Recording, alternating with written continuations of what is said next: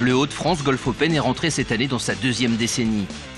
Les années fastes, quand il faisait partie du Tour européen, sont derrière lui, mais la qualité du parcours et le niveau de jeu affiché cette semaine à Saint-Omer font de ce rendez-vous un moment fort du Challenge Tour.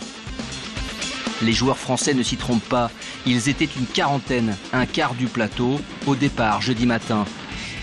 Dans le vent, les 2 premiers tours, Victor Riu fut le premier à s'illustrer. Mais sa deuxième journée fut moins brillante que la première. Pas de cut pour lui, contrairement aux 16 tricolores qui prolongèrent l'aventure. Parmi eux, on retiendra le fantastique jeu développé vendredi par Thomas Linard.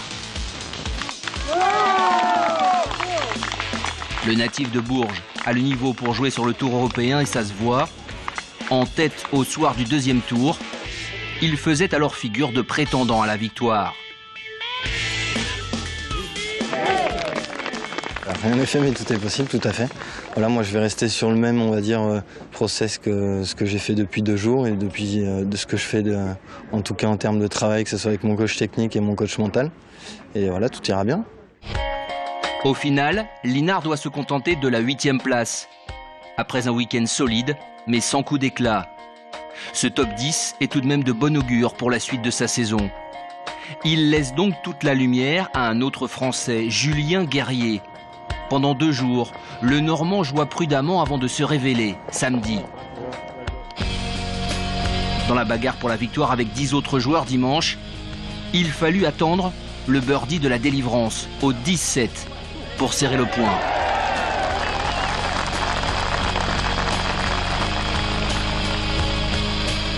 Le clubhouse en vue, une merveille d'approche qui vient se coller au drapeau du 18 et un dernier putt, synonyme de part, pour éviter de partir en play-off. Et Julien Guerrier s'offre à bientôt 32 ans un premier succès mérité sur le circuit européen.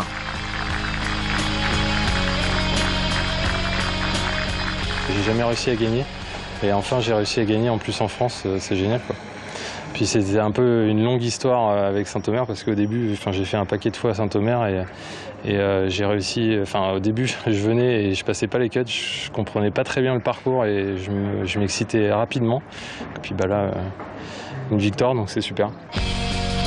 Pendant 4 jours, le niveau de jeu fut souvent très bon à Saint-Omer. Les beaux coups de golf n'ont pas manqué, comme ce dernier putt signé Lorenzo Gagli. Quant au suspense, il fut au rendez-vous jusqu'au bout. Pendant longtemps, Saint-Omer n'a pas souri aux joueurs français, mais après le succès de Sébastien Gros en 2015, Julien Guerrier est venu cette année à son tour réparer cet oubli.